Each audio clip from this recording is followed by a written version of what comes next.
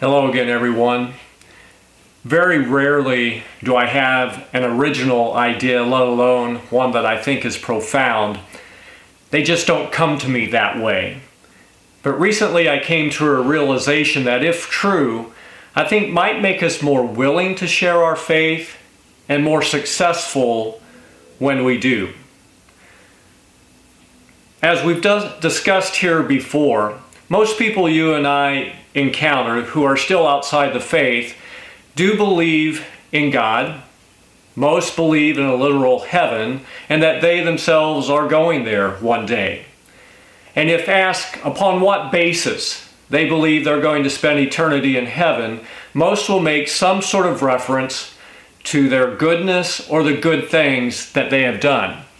Now, certainly, so far there's nothing profound in anything I've said. That's pretty well accepted universally.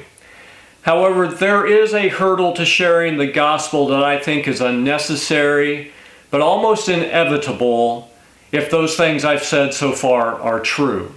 If people think they are going to heaven based on their goodness and we question that, then from their perspective, what is it we are really questioning?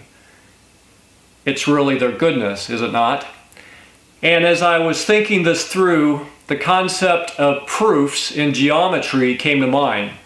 And right now, my high school geometry teacher, Mr. Scott Mall, salute Mr. Mall, is probably pretty proud of me, not necessarily because he agrees with everything I may be saying, but that I simply remembered the concept of proofs in geometry. So let's look at it from that standpoint. A geometric proof.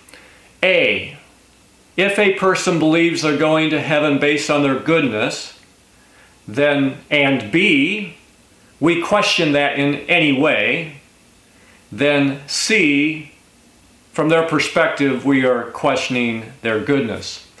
And as a result, we may come across as proud, self-righteous, and even condescending.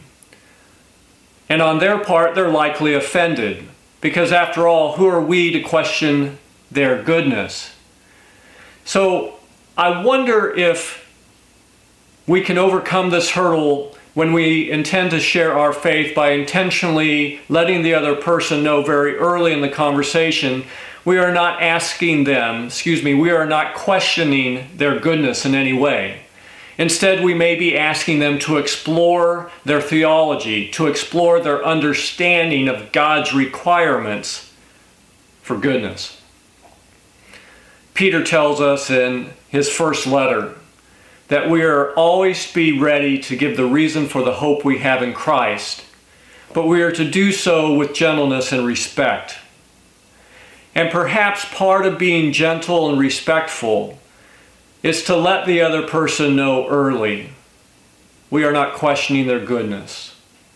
In fact, we can acknowledge that in our human attempts to earn God's favor, they are every bit as good as we are.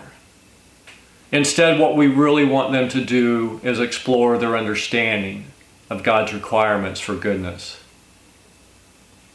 I believe then we might be able to share the really good news that it's not up to our goodness, that there is no way for us to earn God's approval.